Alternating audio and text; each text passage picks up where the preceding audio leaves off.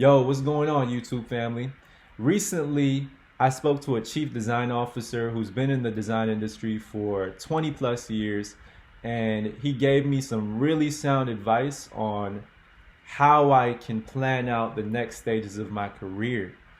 And I thought that it was really good advice that I wanted to share with you guys. So if you're in the beginning stages of your career or you're in a mid to senior level like myself, then I hope that this advice helps you out as well. But just to give you guys some background, we were having a conversation around, just around life and careers and all that.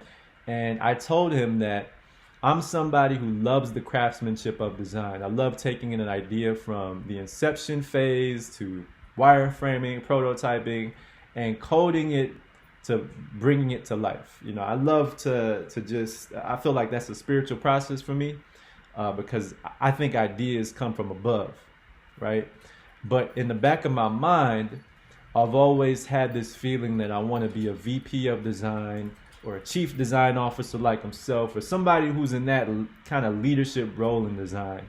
But from what I've personally seen, when you go into those leadership roles, it's like you're removing yourself away from the craftsmanship that it takes to build something out on a daily basis. You're not wireframing, you're not prototyping, you're not doing those kind of things. Really, that's not your focus.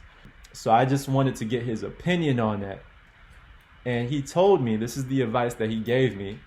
He said that you have to be self-aware of your strengths and your weaknesses. So in order to know where to go next. So if you're a person who loves design and that's what you like to do, then focus on that. But if you're a person who loves to be a visionary as to how a company can grow and how you can put other people in leadership positions, and you want to focus on quarterly goals, then you know that that's where you should focus your energy on, right?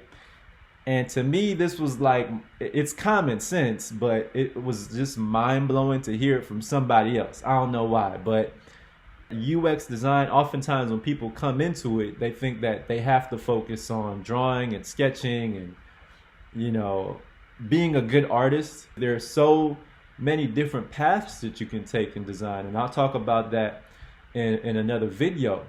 But you don't need to be somebody who focuses on wireframing if that's not your thing. You can go into UX research, you can go into UX strategy, you can go into operations, you can be a manager, you can be a VP. Like, there's all these different avenues that you could take. But you don't really know that at the beginning of your career, because you don't have the self-awareness yet of what you like. And excuse me, you may not have the self-awareness.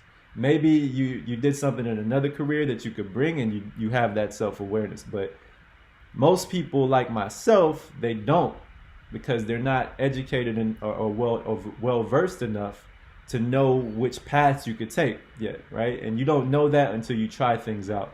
So the more you expose yourself to, the more you know, okay, I like this, I don't like that, yada, yada, yada, right? I think that was just really good advice for me, because at this current stage of my career, I still love design. I still love, coding things out. I love being hands-on with the projects that I work on. And I don't think that being a VP or a chief design officer is in my heart or in my mind, or just how my mind works yet. And it's not to say that I will never want to be those things, but at the moment, that's not where my energy is. It's not where my heart is.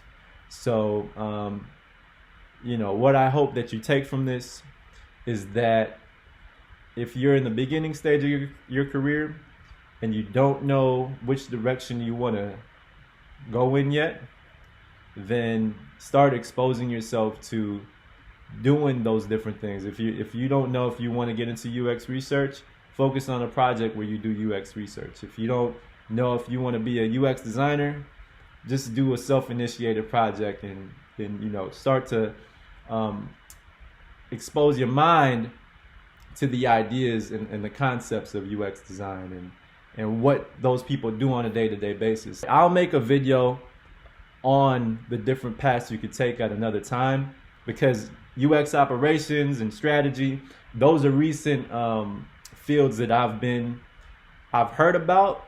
I don't really know too much about what they do. I hear about it, but I'll reach out to some folks and get some more information on what they do on a day-to-day basis. But if this video helped you in any way, if it changed your mind a little bit, you already know the deal. Like, comment, subscribe. I'll see you guys in the next video. Peace.